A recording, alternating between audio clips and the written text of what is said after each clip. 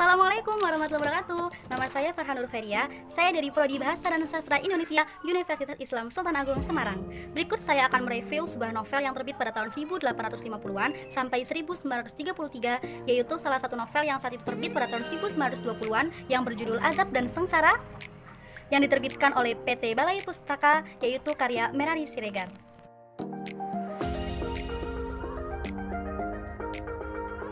Sang pengarang sendiri yang bernama Merari Siregar itu lahir pada tanggal 13 Juli 1896 di Siporok, Tapanuli, Sumatera Utara.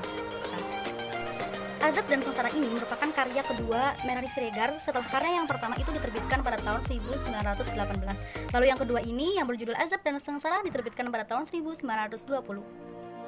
Novel Azab dan Sengsara ini saya baca melalui searching di Google, lalu saya mendapatkan PDF-nya dan saya membaca dari awal hingga akhir. Itu kurang lebih menceritakan tentang kisah percintaan antara Aminuddin dan Maryamin, di mana sesuai judulnya yaitu Azab dan Sengsara itu lebih menonjolkan sang wanitanya yaitu Maryamin, di mana beliau yang mendapatkan azab dan sengsara karena ulah kedua orang tuanya. Kisah percintaan antara Aminuddin dan Maryamin ini dimulai ketika Aminuddin berpamitan kepada Maryamin untuk merantau, izin pergi mencari modal, mencari pekerjaan di Medan kepada Maryamin.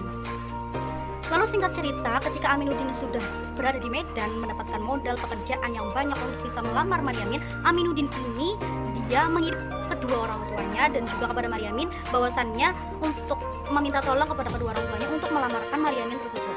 Nah, ketika orang tua Aminuddin membaca surat dari Aminuddin tersebut dan dibacalah bahwa ingin melamarkan seorang wanita yang bernama Maryamin, dua orang tuanya terutama bapaknya itu tidak setuju jika itu melamar Maryamin.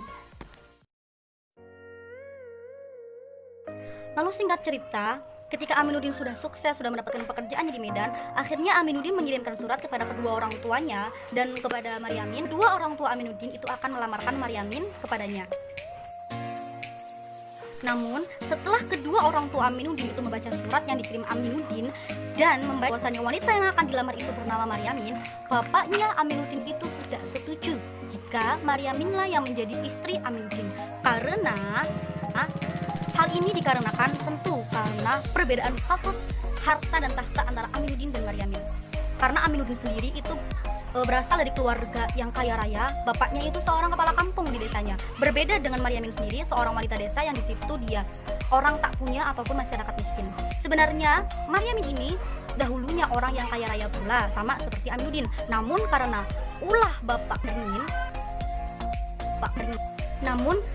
ulah bapaknya si Maryamin ini yang bernama Sultan Baringin, yaitu karena haus akan harta kekayaan dan dia memperebutkan harta warisannya kepada orang tuanya dengan membawa pengadilan dari pengadilan rendah hingga ke pengadilan tertinggi untuk mendapatkan harta warisan tersebut. Namun bukan untung yang didapat, melainkan kerugian hingga ludeslah harta kekayaan milik Maryamin, milik bapaknya Maryamin. Nah, maka yang mendapatkan azab ataupun sengsara dari ulah bapaknya atau dari ulah Sultan Baringin itu adalah ibu dan juga anak-anaknya yaitu Maryamin dan satu adiknya. Akhirnya kedua orang tua Aminuddin itu menanyakan tentang soal bagaimana sih jika Aminuddin nantinya menikah dengan Maryamin. Sesuai dengan adat pada zaman dahulu itu mereka masih yang namanya dukun-dukun atau kepercayaan hal-hal seperti tersebut. Dan ternyata ketika dukun itu sudah meramal bagaimana sih kehidupan mereka berdua, dukun itu berkata bahwasannya mereka berdua tidak akan berjalan dengan mulus kehidupannya. Akhirnya kedua orang tua Aminuddin pun mencarikan wanita lain untuk dibawa ke Medan, dilamar oleh sang Aminuddin itu yang sama-sama bermarga mereka. Nah, akhirnya setibanya kedua orang tua Aminuddin dan juga satu wanita yang dibawa oleh kedua orang tuanya itu dibawa ke Medan, Aminuddin sangat terkejut karena yang datang itu bukan Maryamin, melainkan wanita dibawahkan oleh kedua orang tuanya.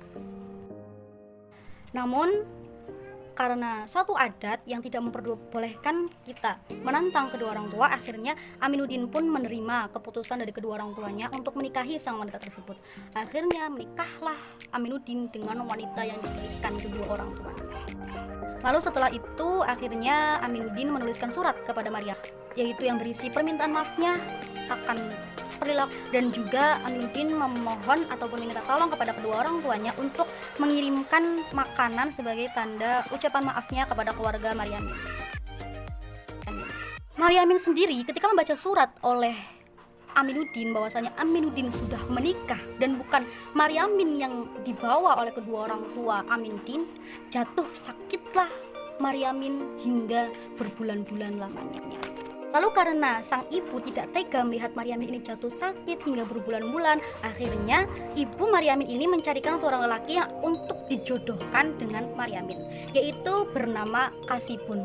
Kasibun ini tidak jelas diketahui asal-usulnya dari mana, orang mana, tidak jelas, dan langsung dijodohkan dengan Maryamin. Lalu singkat cerita, ketika Maryamin dan Kasibun ini menikah, bukan kesenangan yang mereka dapatkan, melainkan kesengsaraan antara kedua Maryamin ini. Karena Maryamin ini ternyata hal ini dikarenakan ternyata Kasibun ataupun seorang lelaki itu mempunyai suatu penyakit, yaitu penyakit kelamin yang dia melakukan hubungan itu akan nular ataupun menyebabkan nular gitu kepada pasangannya. Akhirnya Maryamin ini tidak mau bersetubuh dahulu dengan Kasibun sebelum Kasibun itu sembuh penyakitnya. Namun Kasibun itu tidak mau berobat, dan akhirnya karena hal tersebutlah Maryamin mendapatkan sengsara setiap harinya karena perbuatan Kasibun. Suatu hari pun Aminuddin itu datang bertamu ke rumah Maryamin untuk mengucapkan permintaan maafnya.